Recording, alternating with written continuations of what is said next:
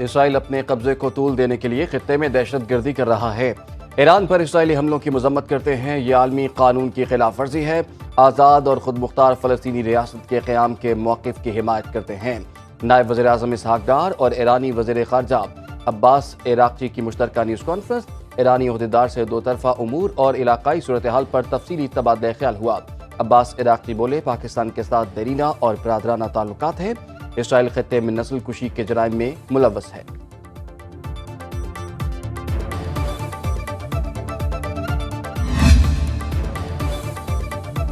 چھبیسویں ترمیم کے بعد جوڈیشل کمیشن کا پہلا اجلاس کچھ دیر بعد ہوگا۔ چیف جسٹس یحییٰ آفریدی کی زیر صدارت اجلاس میں آئینی بینچ کی تشکیل کے لیے ججز کی نامزدگی پر غور کیا جائے گا۔ کمیشن کے سیکریٹریٹ کے قیام پر بھی بات چیت ہوگی۔ سپریم کورٹ کے سینئر ججز جسٹس منصور علی شاہ، جسٹس منیب اختر، جسٹس امین الدین شرکت کریں گے۔ پارلیمانی اراکین، وفاقی وزیر قانون اور اٹارنی جنرل بھی شریک ہوں گے۔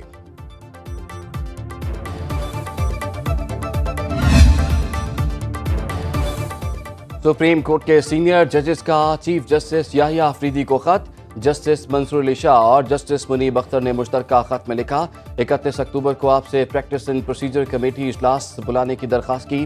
اجلاس میں 26ویں ترمیم کے خلاف درخواستوں کو مقرر کرنے پر غور کرنا تھا۔ توجہ دلانے کے باوجود پریکٹس اینڈ پروسیجر کمیٹی کا اجلاس نہیں بلوایا گیا۔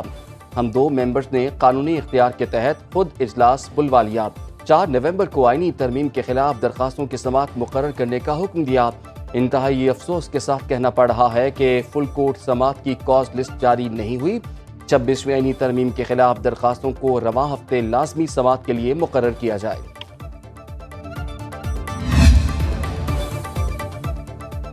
چیئرمین پیپلز پارٹی بلاول بھٹو نے جوڈیشل کمیشن سے اپنا نام واپس لے لیا۔ ذرائع کے مطابق بلاول بھٹو کا موقف ہے کہ حکومت نے جوڈیشل کمیشن میں مسلم لیگ نون اور پیپلز پارٹی کی مساوی نمائندگی کے وعدے کو پورا نہیں کیا۔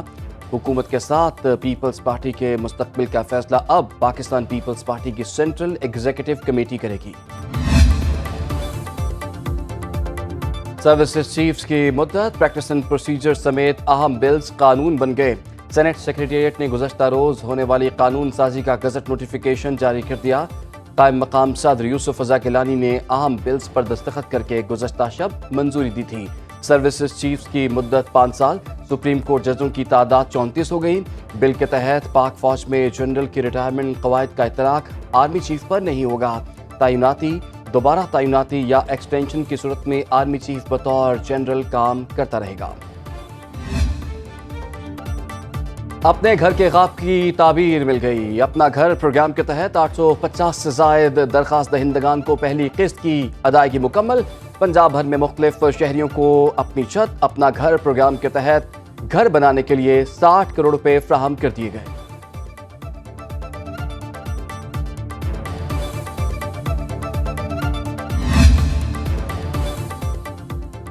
کون بنے گا وائٹ ہاؤس کا مکین؟ ووٹنگ کا دن آن پہنچا۔ امریکی صدارتی الیکشن میں پہلا ووٹ کاسٹ کر دیا گیا۔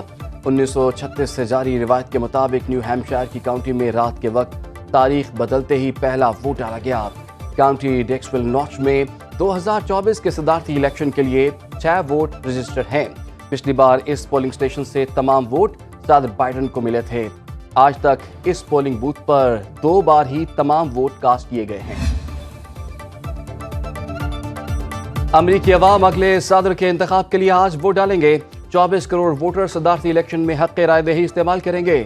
ماہرین کے مطابق ڈونلڈ ٹرمپ اور کملا ہیرس میں کانٹے کے مقابلے کی توقع۔ سوئنگ سٹیٹس کا کردار فیصلہ کن ہوگا۔ الیکٹورل کالج میں کملا ہیرس کو 224 اور ٹرمپ کو 219 ووٹ ملنے کی پیش گوئی۔ ایوان نمائندگان کے 435 اراکین کا انتخاب ہوگا۔ 33 سینیٹرز اور 13 گورنرز کے لیے ووٹنگ ہوگی۔ سیکیورٹی کے غیر معمولی اقدامات۔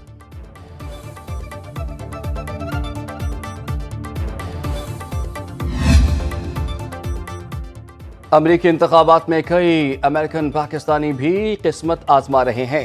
ڈیموکریٹ ٹکٹ پر ٹیکسس سے سلیمان لادانی اور سلمان بھوجانی کی پوزیشن مضبوط۔ مشیگن سے عائشہ فاروقی اور نیو یارک سے ریپبلکن ٹکٹ پر عامر سلطان امیدوار۔ پینسلوینیا میں ڈیموکریٹ ٹکٹ پر مریم صبی امیدوار۔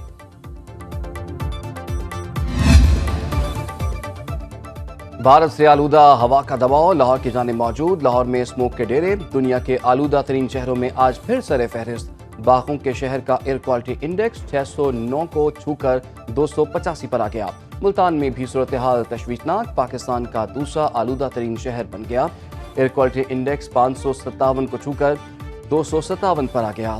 پنجاب حکومت کا مزید اقدامات پر غور، مصنوعی بارش کے انتظامات بھی مکمل۔